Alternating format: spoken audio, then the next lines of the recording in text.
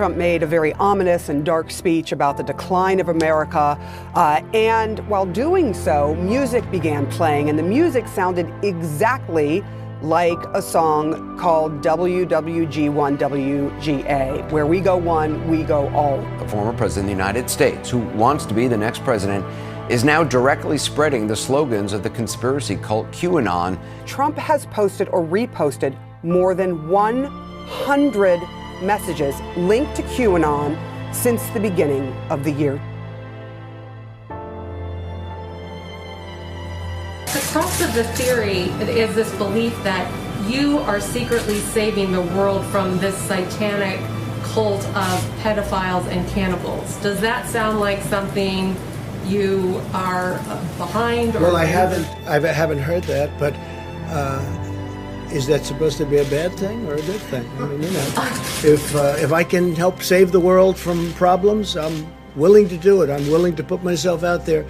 And we are, actually. QAnon. It is this theory that Democrats are a satanic pedophile ring and that you are the savior of that. Now, can you just once and for all state that that is completely not true and that disavow QAnon in its entirety? I know nothing about QAnon. They are very strongly against pedophilia. And I agree with that. I mean, I do agree with that, and I agree with it. But there's not a satanic pedophile cult being run by. I know nothing You don't know that? Okay. No, I don't know you that. Just this neither week. do you know that. When this country is gone, the rest of the world would follow. The rest of the world would follow. That's the importance of this country.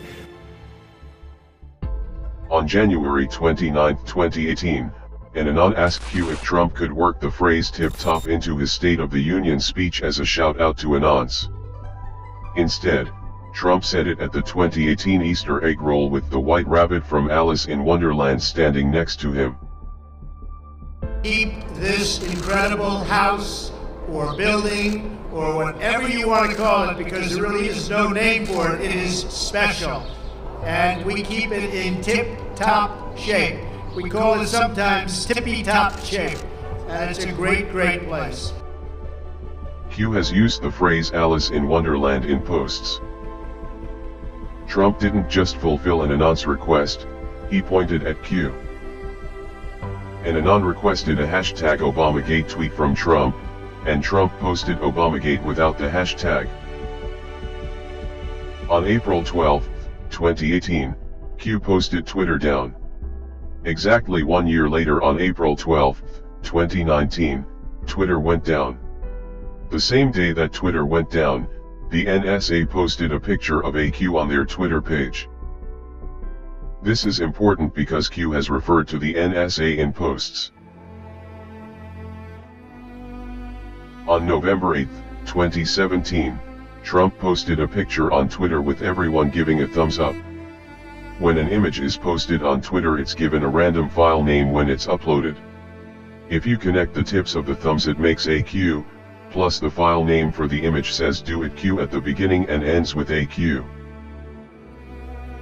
Q used plus signs to represent the puppet masters in a post.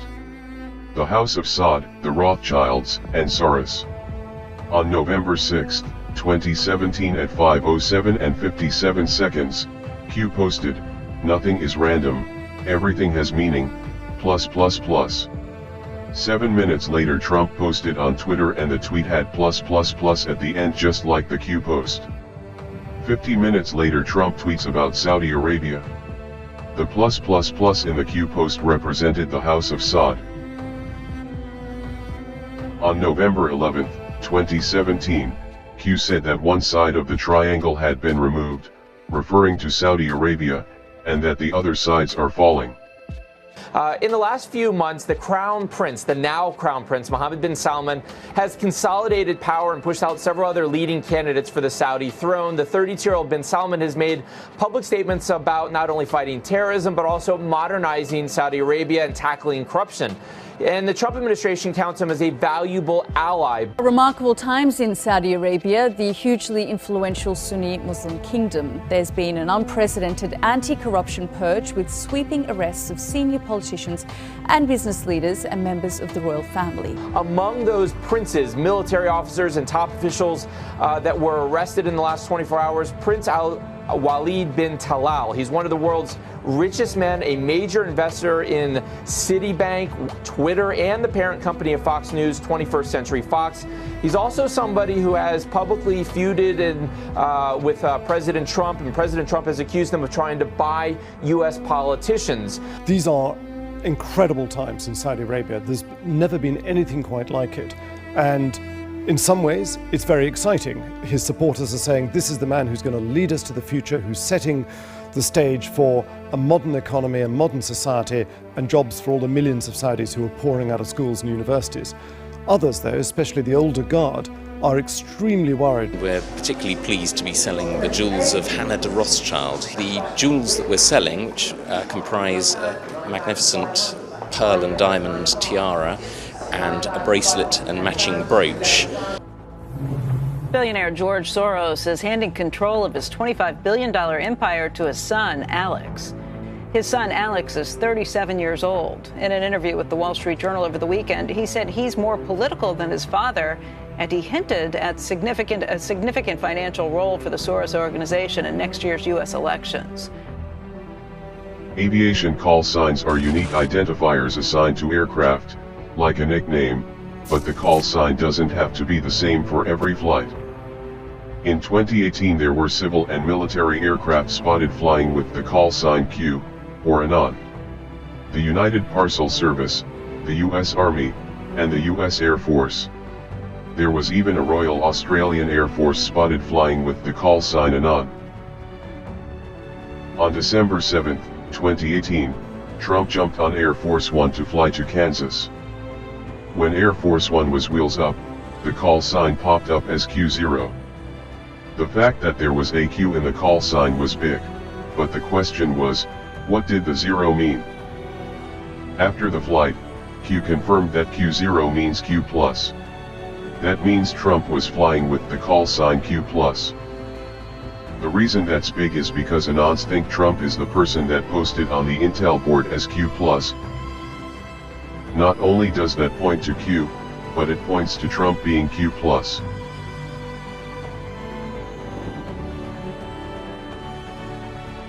On October 2, 2018, Q posted 5347 by itself.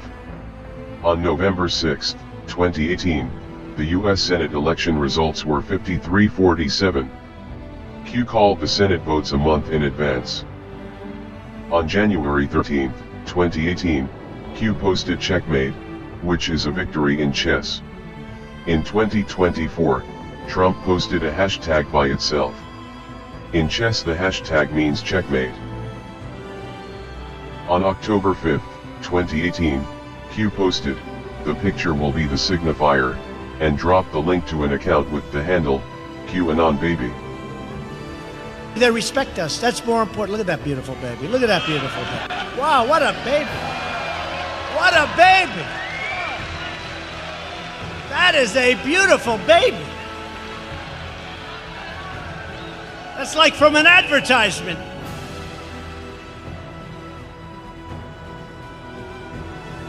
Look how happy that baby is. So beautiful. Thank you, darling. That's really nice. It's a great thing. Is that your husband? That's a great thing. Thank you. Congratulations, husband. Man. What a picture. But we're going to have the country all set. On July 17, 2019, Trump stopped in the middle of his speech to point out a baby, took a picture with his hands and said, "What a picture." When the camera pulled back, the baby had a big Q on their back. This happened on the 17th day of the month. Q is the 17th letter of the alphabet. On October 10, 2019, Trump posted a video on Twitter. At the 1 minute and 34 second mark, Q baby pops up. If you hold the 1, and add the 3 and 4, you get 17. The GOP hearing on the DOJ's investigation into the Clinton Foundation was set for December 5, 2018. Q started dropping D5 in posts like something big was going to happen. On November 30th, 2018, George Bush Sr. died. His funeral date was set for December 5th, 2018, and the GOP hearing was cancelled. On December 3rd, 2018, Q asked what the odds are that the Bush funeral would be on December 5th, and pointed us to the empirical rule. Then Q posted, "Postponed, well played Deep State, please allow us to counter." Q's promise to counter had Anons wondering if something was going to happen at the funeral. That's when the secret envelopes came into play.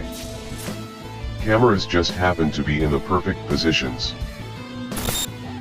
After 1989, President Bush said, and it's a phrase that I often use myself, that we needed a new world order.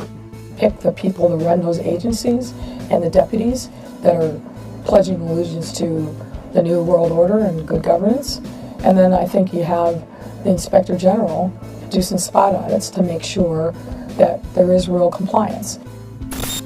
The burdens of global citizenship continue to bind us together. Partnership and cooperation among nations is not a choice. It is the only way, the one way. Things like technological change, things like mass media, things like the market are all subject to our control. Since then, we established a liberal world order, and now is a time when things are shifting. There's going to be a new world order out there. Look, I think that everyone is going to have to take a hard look at where they want to be at this moment in history, as we're looking at efforts across the country to prevent people from being able to exercise their fundamental rights. The chair declares the joint session dissolved. Where's the concern for the United States in that? Well, it's not my concern. We have before us the opportunity to forge for ourselves and for future generations a new world order. When we are successful, and we will be, we have a real chance at this new world order. On December 11th, 2017, Q posted, "Follow the wives." All the envelopes were delivered to the wives. And Anon asked Q what was in the envelopes. Q answered, "Our promise to counter." In 2020, Anon made a D5 connection. A declassified memorandum for the Director of National Intelligence, about the unmasking of General Flynn. The document's date is the 4th of May. 4 equals D, and May equals 5. Q replied, they thought it meant December 5th. On February 22, 2018, Q posted, "Fight, fight, fight." Q only posted that one other time in over 4,000 posts. When Trump was shot, and had Secret Service covering him, not knowing if there were more shooters, he broke protocol to put his head and fist up to say, "Fight, fight, fight." If he was going to die, he wanted those to be his last words. Each of you enters service at a truly exciting time for our country. For we are witnessing the great reawakening. With this strategy, we are calling for a great reawakening of America. Now we are calling for a great reawakening of nations, for the revival of their spirits, their pride, their people, and their patriotism. On September 19, 2017, Trump called for a great reawakening of nations in his UN speech. On October 6, 2017, Trump said it was the calm before the storm, and on October 28, 2017, Q dropped the first post. You guys know what this represents? Well, it's the calm before the storm. What's the storm? Could be the calm before the storm. What storm is We have the world's great military people in this room, I will tell you that. And we're going to have a great evening.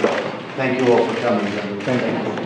What store, Mr. President? You'll find out. You guys know what this represents?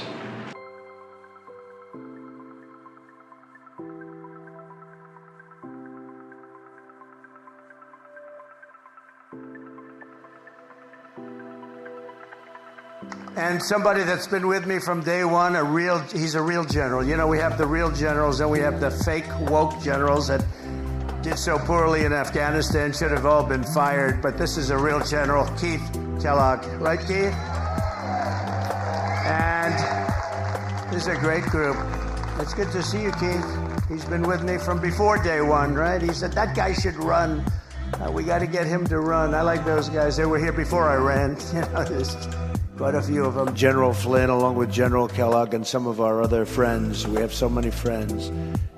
We have over 200 generals and admirals supporting us now. We had 17 Congressional Medal of Honor winners endorse me. When I first came here, I was only in Washington 17 times in my life. On December 9, 2017, at 10:34, Q posted a quote thanking the military. Then Q pointed us to timestamps, and let us know a proof was incoming. 3 hours later Trump tweeted the exact same thing without the quotation marks. Q quoted Trump's Army-Navy game tweet 3 hours before he posted it. On February 22, 2019, Q posted the best is yet to come. My fellow Americans, for our movement, for our children, and for our beloved country. And I say this, despite all that's happened, the best is yet to come.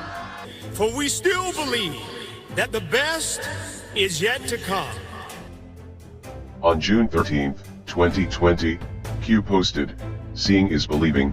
Sometimes you can't tell the public the truth, you must show them. Only then will people find the will to change. It had to be this way. This is not another 4-year election. 2020 to 2024 has been called the pause. Let the deep state steal 2020, and let the people see for themselves." In 2022, Trump confirmed it. One of the important factors of the pause is that we see how bad they've done. So we will be able to do it properly, and it will be much easier. Everybody will agree with us because everybody sees what a bad job has been done during this 2-year period, and it will be a 4-year period. Everybody sees that. It will be much easier for us to do what has to be done. Those text messages were sent from the wife of Supreme Court Justice Clarence Thomas. I looked at past inaugurations as far back as George Bush. Not once did the military walk up and stand behind the president. The man on the right is a judge advocate general, and the man on the left is military intelligence. What Trump says when they're standing behind him is also important. Today's ceremony, however, has very special meaning. Because today, we are not merely transferring power from one administration to another, or from one party to another, but we are transferring power from Washington, D.C., and giving it back to you, the people. On November 1, 2017, Q posted, "The only way is the military, once 11.3 verifies as first marker." Some people assumed it was an arrest date, but they were way off. 11.3 is a section in the DoD Law of War Manual discussing belligerent occupation of a country. End of occupation and duration of Geneva Convention obligations. The status of belligerent occupation ends when the conditions for its application are no longer met. Certain Geneva Convention obligations with respect to occupied territory continue for the duration of the occupation after the general close of military operations. End of occupation. Belligerent occupation ceases when the conditions for its application are no longer met. In particular, as discussed below, the status of belligerent occupation ceases when the invader no longer factually governs the occupied territory or when a hostile relationship no longer exists between the state of the occupied territory and the occupying power. Belligerent occupation ends when the occupying power no longer has effectively placed the occupied territory under its control. For example, an uprising by the local population may prevent the occupying power from actually enforcing its authority over occupied territory. Similarly, the occupying power's expulsion or complete withdrawal from the territory would also suffice because the former occupying power generally would not be able to control sufficiently the occupied territory. Rest in peace, Mr. President, JFK. Through your wisdom and strength, since your tragic death, patriots have planned, installed, and by the grace of God, activated the beam of light. We will forever remember your sacrifice. May you look down from above and continue to guide us as we ring the bell of freedom, and destroy those who wish to sacrifice our children, our way of life, and our world. We, the people. This has never been attempted before. The use of the general public to counter the propaganda pushed by the controlled media. Analysis indicates that situational awareness of the general public is expanding at a massive pace. Attacks indicate the loss of generalized information control by the mainstream media, military, and civilian alliance.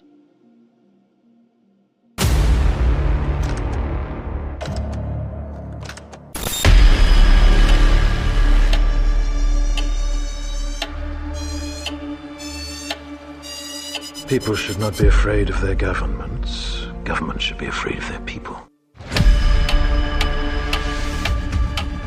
The American populace is facing an unconventional warfare scenario. This is information warfare.